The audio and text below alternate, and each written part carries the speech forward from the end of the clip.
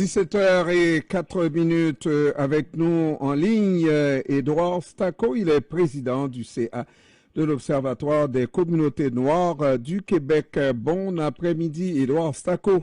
Bonjour, bonjour Jean-Yann, bonjour aux auditeurs et auditrices de CBAM.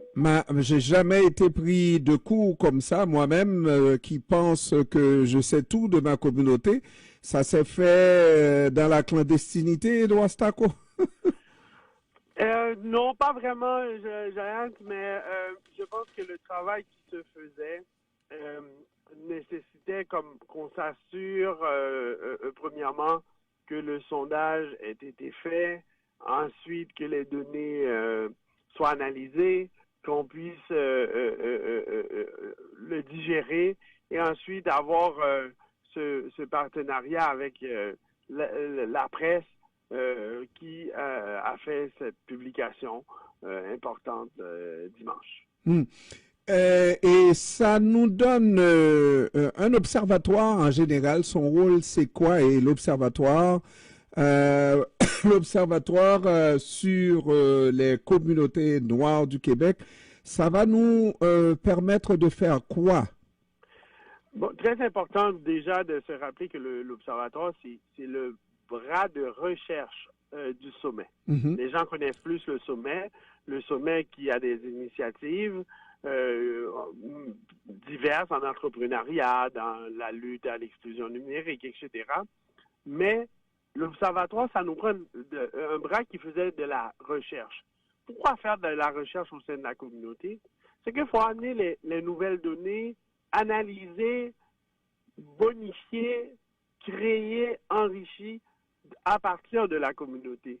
Donc, au lieu de seulement raconter ce on perçoit comme des acteurs du terrain, aujourd'hui, nous avons aussi de la communauté, des communautés noires, un observatoire de recherche qui va produire des analyses, de la recherche scientifique, et vous le voyez aujourd'hui, la presse qui reçoit un dossier fait par l'Observatoire décide d'aller faire un grand dossier avec 4 articles consacrés à nos jeunes.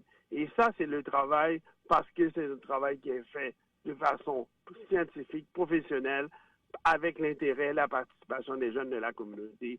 Donc, c'est aussi documenter les enjeux, c'est aussi faire valoir notre expertise, c'est enrichir la connaissance, pas seulement venant des universités et des autres chaires de recherche, mais venant aussi de la communauté. Mais on va, avec l'Observatoire, être de plus en plus sur la loupe des caméras et de partout. Donc, on doit faire les choses pas du côté de l'Observatoire, mais je parle du côté de ces communautés noires-là qui vont être sur la lumière des caméras. Donc, on va être analysé vraiment au cas par cas. Et là, il faudra donc marcher les fesses serrées, non? Faut pas voir ça comme ça? Écoutez, c'est sûr que, Jean-Yann, il y a la qualité du travail. Peu importe le travail qu'on fait, on doit le faire de qualité. Et nous, le fait d'être observé, ça va surtout permettre de mieux illustrer des réalités. Mm-hmm.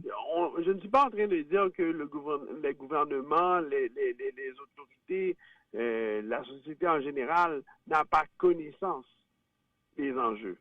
Mais amener une documentation qui arrive avec une perspective différente va bonifier le tout. Donc, et on ne le fait pas parce qu'il y a les caméras, mais on le fait pour qu'il y ait des changements réels. Parce qu'on le sait, c'est pas seulement chaque individu qui va pouvoir le faire, ça va prendre une volonté politique plus importante. Alors, on dit, par exemple, c'est connu dans nos communautés noires, il y a de temps en temps du grabuge, quelquefois, trop souvent à notre goût. Donc, l'Observatoire va devoir mettre tous ces problèmes-là à nu. Faut se rappeler que l'Observatoire, c'est quand même assez significatif, mais c'est pas aussi gros que l'ensemble des des organes de recherche au Québec. Loin de là, notre pensée de pouvoir faire des recherches sur tout. On s'est concentré sur 5 sujets: la santé, l'éducation, la justice, les services sociaux et la culture. Et on va prendre des recherches qui sont perçues d'intérêt pour la communauté. Mais la connaissance va évoluer parce que d'autres vont le faire aussi et c'est important que ce soit ainsi. Maintenant, avec le sondage qui a été publié, on amène quelque chose de très intéressant. Pour la première fois au Québec, une grande firme, le sondage de Léger, qui est fait pas à la demande de l'Observatoire, avec des questions travaillées auprès des consultations de jeunes, qui est capable de dire que pensent les jeunes noirs et que pensent les jeunes qui ne sont pas noirs. Et ça nous permet de voir des écarts. Et c'est pour ça que ce sondage est un moment très, très important parce qu'on a des données différentes et des données qui viennent pas surprendre quelqu'un nécessairement toujours comme vous et moi, là, mais ça va venir mettre la lumière à partir de données venant des jeunes. Est-ce que ça peut faire changer les choses que de voir dans une société qu'on veut unifiée, n'est-ce pas, qu'il y ait des différences notoires entre des éléments de la même société? Mais, prenons pour acquis que tous les gens qui interviennent dans la sphère publique sont des gens qui ont à cœur l'évolution de leur société. Bon, il peut y avoir des cas où c'est des gens, c'est plus personnel, mais allons d'un point de vue plus général. Donc, maintenant, ces gens-là, ce matin, qui reçoivent un sondage fait par les mêmes firmes qu'ils consultent, parce que Léger, c'est la même firme que le gouvernement, les médias utilisent. Absolument. Et qui leur dit, regardez, au Québec, 83% des jeunes noirs estiment avoir vécu une forme de discrimination au moins une fois en fonction de leur identité. Mais si vous n'êtes pas noir, ça risque de vous arriver 40%. Mais c'est quand même 2,5 fois plus. Donc, et quand on regarde une autre donnée, où les jeunes viennent dire seulement un jeune noir sur 2 trouve qu'il a les revenus suffisants dans sa famille pour évoluer. Tandis que quand le jeune n'est pas noir, c'est 3 jeunes sur 4. Ouais. Mais quand on sait l'impact de l'économie sur le parcours et autres, mais là, j'ai de la difficulté à croire que... Édouard, comment on apprécie une telle donnée? Est-ce que on va parler, parce qu'on sait qu'il ne faut pas parler de racisme systémique dans la société, puisque le gouvernement estime que c'est pas le système qui agit de cette manière qui va faire cette grosse différence-là entre noir et blanc. Mais comment on va apprécier cette réalité-là? La première appréciation, moi, je vais laisser au gouvernement et à quiconque qui veut aller dans le choix des mots. Moi, c'est pas ma partie qui m'intéresse. Moi, ce que je pense qui m'intéresse plus, c'est que le gouvernement, la société en général, comme Québécois et Québécoises, est-ce que c'est normal qu'il y a autant d'écart entre 2 groupes de jeunes du Québec? Donc, si on admet que ce n'est pas normal, on va comprendre pourquoi et comment solutionner. Appelez ça comme on veut. Moi, je prends pas ce débat-là. Parce que pour moi, au cours de ma vie, j'ai vu beaucoup de définitions arriver. Ça ne veut pas dire que chaque nouvelle définition amène plus de résultats. Je pense que moi, j'ai ma définition, je suis à l'aise avec, mais avec le gouvernement, on a des données et on peut dire, bon, il y a un enjeu, qu'est-ce qu'on fait? Et c'est comme ça qu'on va faire avancer les choses dans un dialogue, pas les Noirs versus les non-Noirs, des Québécois et Québécoises ensemble. Mais il y a une réalité au Québec, surtout avec un gouvernement comme le gouvernement de la CAQ, n'est-ce pas, qui dit qu'il n'y a pas de différence, il n'y a pas de racisme systémique, alors que l'ensemble de la société dit qu'il y a un racisme systémique, que si j'ai un observatoire sur la situation des Noirs, hein, sur les Noirs, et que l'observatoire garde une neutralité sur la question parce qu'on ne veut pas s'enfarger en bon québécois dans les définitions qui peuvent être différentes, etc. Je ne suis pas très avancé. Il faut que l'observatoire nous dise à quelle enseigne il loge. Et Jeanne, l'intervention que je fais, moi, comme Édouard Stacco, l'Observatoire, c'est des chercheurs, ils ont leur lexique, ils vont publier toujours des notes méthodologiques. L'Observatoire va prendre une position. Mais moi, comme Édouard Stacco, qui intervient, je ne vais pas mettre mon effort dans une discussion sémantique avec quiconque. Je veux mettre l'effort sur sur la problématique et comment solutionner. Parce que je vais vous donner un exemple. On a posé la question aux jeunes. Est-ce que vous avez déjà reçu un traitement inéquitable dans les services offerts par les gouvernements? Ben, ils trouvent que 2 jeunes noirs sur 3 disent qu'ils reçoivent un traitement inéquitable. Mais si vous n'êtes pas noir, il y a seulement 1 jeune non noir sur 5 qui vit cette réalité-là. Donc, c'est 66% d'un côté versus 19%. Mm. Mais moi, je peux dire aux gens, comment vous définissez ça? C'est pas là que je vais. Mais est-ce que vous trouvez que c'est normal? Non, c'est pas normal. Je pense que toute la classe politique, parce que, Jean, les services publics ne sont pas arrivés avec le gouvernement actuel. Non. Les services publics, il y a eu presque tous les partis ont dirigé le Québec, que ce soit le Parti québécois, le Parti libéral et le gouvernement de la CAQ actuelle. Donc, si on parle du service public, je pense qu'on parle d'un enjeu de société et je ne veux pas aller dans un élément sur la sphère politique, sur cette question de comment tel parti ou tel autre définit la problématique. Alors, Édouard Stacco, la question qui tue, comment avec, à l'aide de, je ne veux pas dire qu'avec un observatoire, on résout tous les problèmes, au moins ça doit, essayer, ça doit forcer les dirigeants à voir cette réalité qu'ils ne voyaient pas et à essayer d'apporter des correctifs, n'est-ce pas, de sorte que 10 ans après la naissance de l'Observatoire, que nous ayons un changement, somme toute significatif dans la situation des Noirs, des jeunes Noirs au Québec?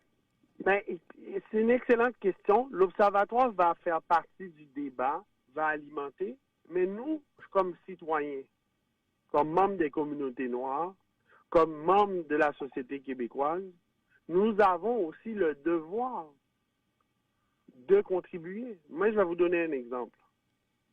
Moi, je sais que souvent, les hommes et les femmes politiques qui vont venir dans les activités dans la communauté, bon, ils vont plutôt aller sur des questions symboliques. Mm. C'est gentil.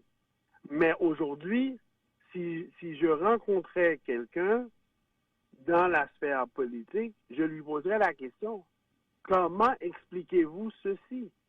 Et quels sont vos engagements que vous allez prendre pour agir? Et là, en ayant une donnée, nous, on permet à chaque individu, que ce soit avec les médias comme vous le faites, que ce soit par ces médias sociaux ou lors des rencontres et dialogues, on fournit des données pour un dialogue différent. Parce que la donnée, on ne peut pas dire qu'elle ment. Cette donnée-là vient de la firme Léger qui a mené les sondages avec la même efficacité qu'elle mène d'autres sondages. Donc, nous, on contribue, on va faire les représentations et on va avoir un dialogue, pas un dialogue un contre l'autre. C'est comme dans une famille, Giant, il nous arrive d'avoir des discussions où on entend des choses qu'on n'aime pas entendre. Mhm. Mais quand on est dans la famille, on voit comment on arrive à trouver une amélioration des conditions de l'enjeu à ça. Et pourquoi on veut le faire? Parce que chaque jeune noir qui réussit, c'est le Québec en entier qui réussit. Et chaque jeune au Québec qui réussit, c'est plus de réussite qu'on veut, c'est plus d'enrichissement qu'on veut. Donc, comme ça, au lieu que le jeune doit avoir de l'aide dans sa vie, toute sa vie, il va contribuer à la richesse collective. Donc, c'est bon pour tout le monde.